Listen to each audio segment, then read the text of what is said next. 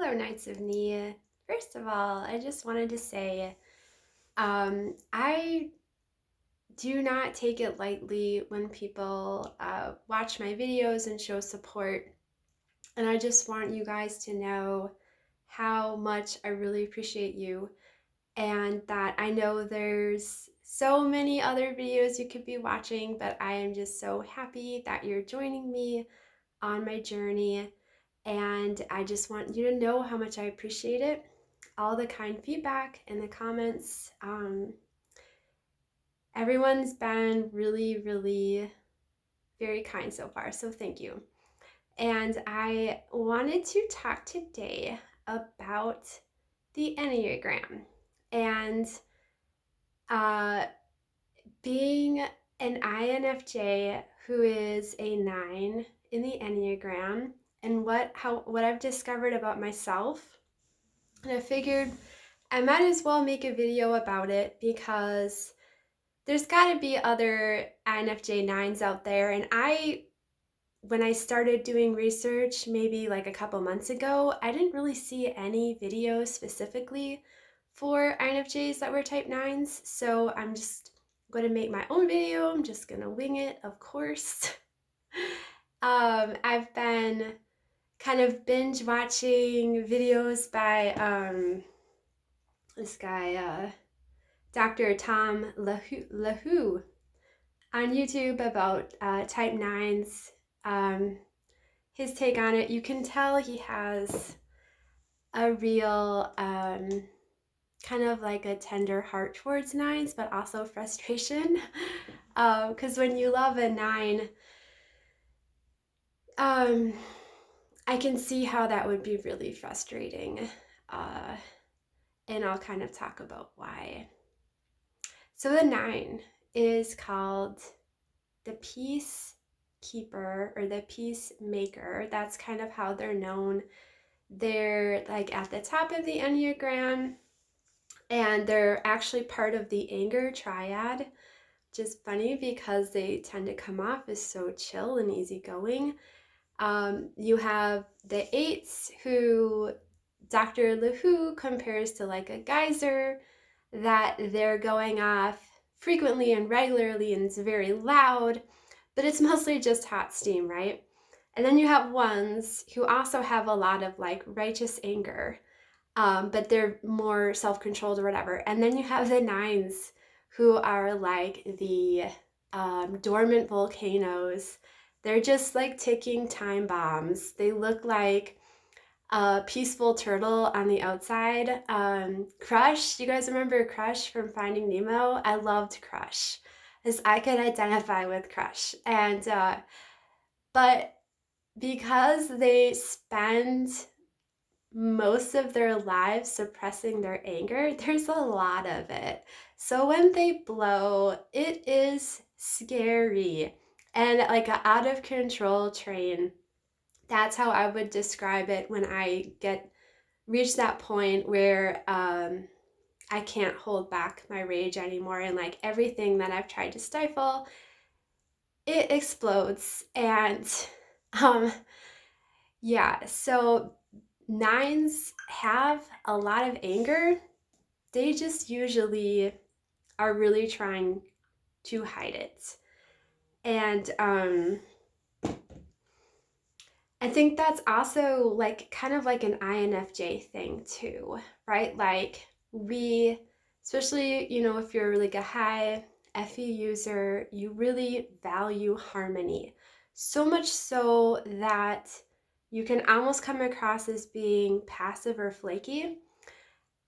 And people might even start to take liberties with you and kind of start to push on some of your boundaries. And you're only going to take it for so long before they are going to get a very strong response and be very surprised. Because you know what? I like to think of INFJs is like, we're like strength under pressure. We're always feeling the tension, especially with FE. We're always feeling the tension around us and trying to balance and equalize everything.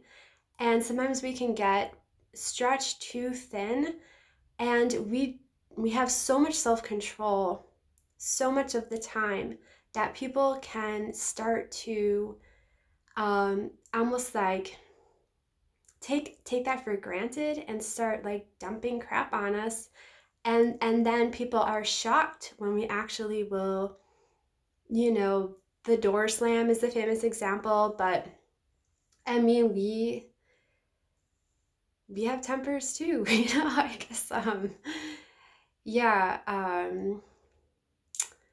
but yeah, so one thing he said that I thought was interesting is because nines are they're such like easygoing types that it's really easy for them to see other people's perspectives. It's also going to be the type that finds it the hardest, the most difficult to figure out their own Enneagram, which for me was true. I took like 2 or 3 tests, and at first I can't remember if it was 4 or 2, but I thought I was a 4, and then I thought I was a 2, and then I thought I was a 4 again. And because I mean, and it was funny because like every single description for all the different Enneagram types, except for maybe 8, I was like, oh my gosh, that's so me, right? And I'm like, oh no. But one like gift that's come out of my typing group that I'm in is that I have a friend, Hira, I love you, girl, who is very knowledgeable about the Enneagram and pretty much everything else. She's great. But she kind of, as she got to know me better, she told me that she thought I was a 9, and I was like, oh, okay, I'll read up on it, and oh my gosh, I was like, oh yeah, that's totally me. What I always kind of thought of is having like middle child syndrome in the extreme. I'm like, that's type 9. Type 9 is basically middle child syndrome. And so anyways, kind of came to this conclusion, like I'm always open-minded to new information, but I think I'm a 9-7-4. And she here was like, 7 is kind of like your crazy side. And I was like, yeah. Yeah, I do have that kind of crazy, like, let's just have fun, everybody be happy side, and balanced with a lot of melancholy. Like I go back and forth, very sanguine, melancholic, basically a mental disorder if you are an INFJ, especially like a type 9.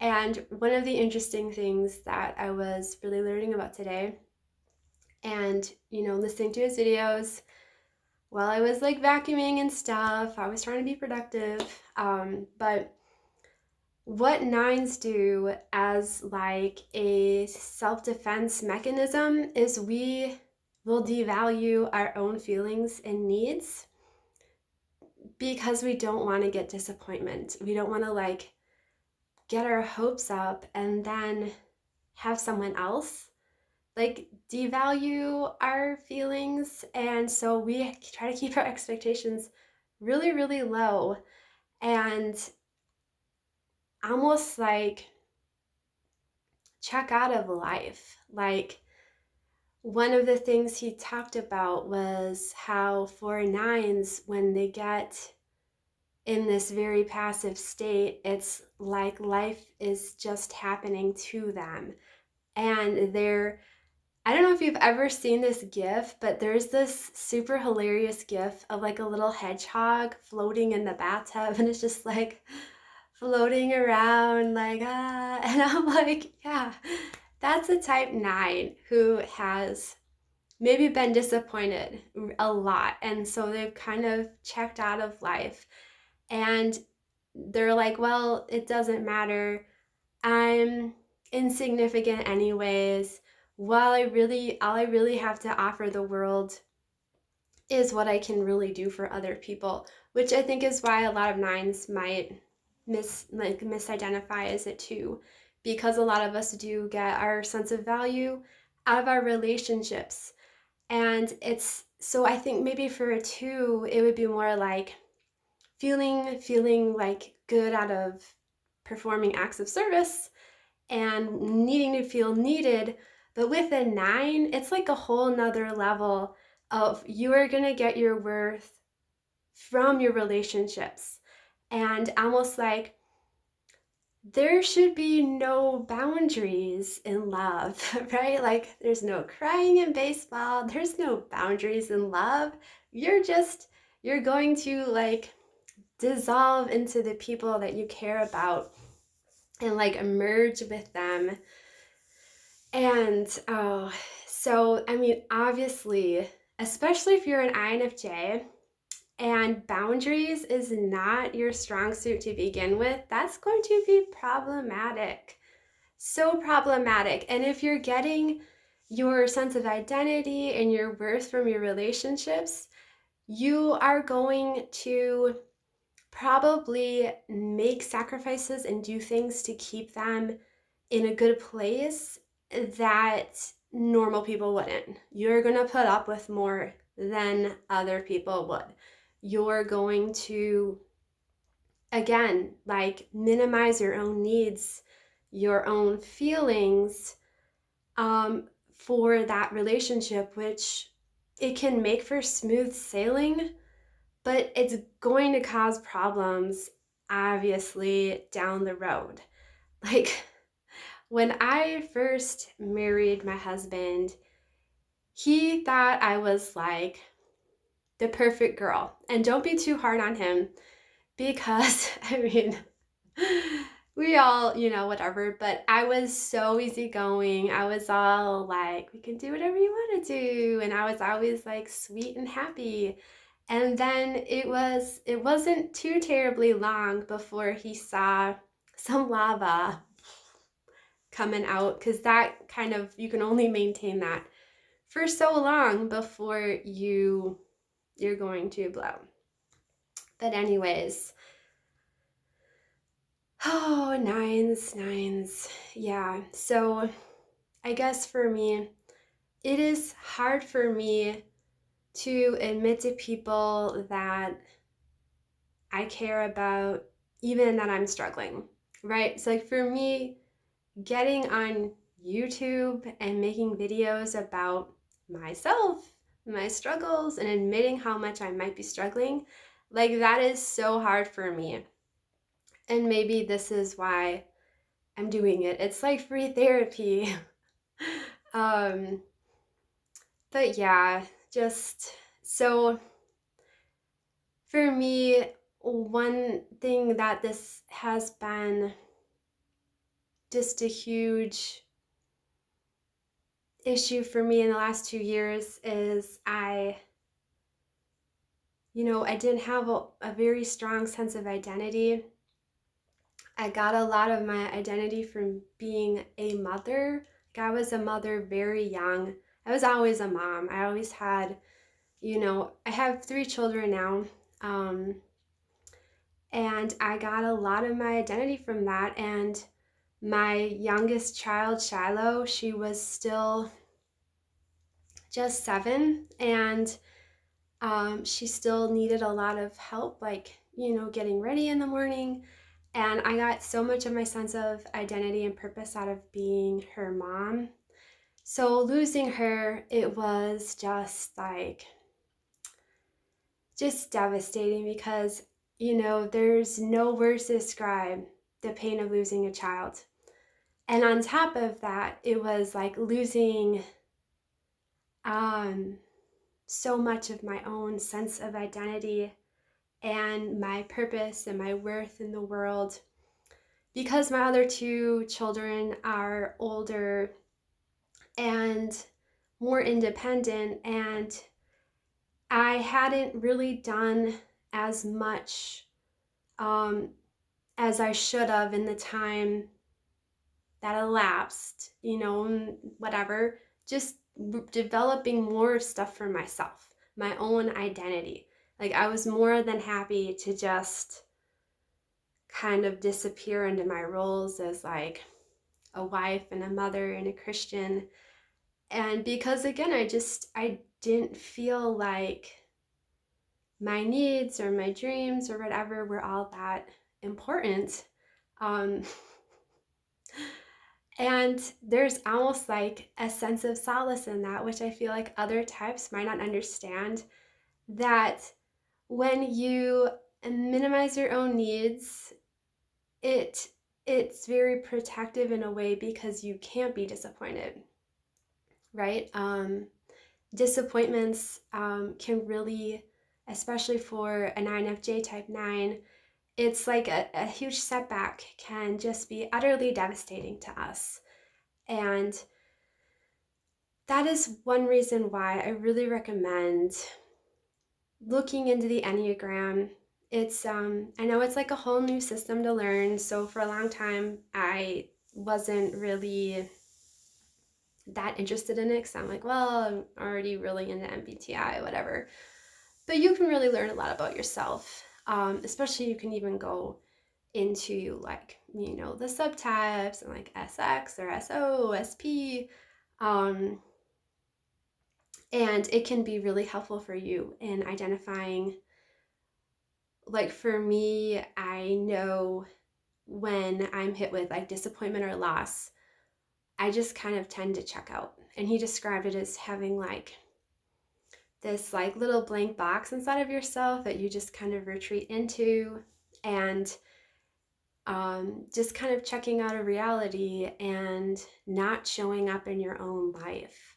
And so for a 9 to get healthier, you need to identify and validate your own needs and your dreams, your ambitions, and you need to overcome the major sin or weakness of a 9, which is sloth, and just being asleep at the wheel, being too passive in your life. And you need to move in that direction of being more like a 3, being more driven and just more like healthy and rounded out. And oh, I mean, we're all dealing with stuff, right? We're all struggling with our own things.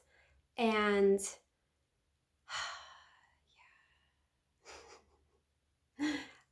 so yeah, that was just pretty much what I wanted to say. Not super, super in depth, but to all you 9s out there, you are special. Your feelings matter too. And I believe that God created you for a purpose that only you can fulfill. And you know what? A lot of times, heroes are not always the people that show up on the front page. They're the people who just don't give up, right? Who, like, life has dealt you a lot of hard blows, and you do not let it make you better. You don't give up. You keep pushing through it, working through it, taking breaks to pat yourself on the back, right? And just keep going. So that was my little word of the day. Again, if you're part of my little community here, you are welcome. I thank you. I appreciate you. And bye, guys.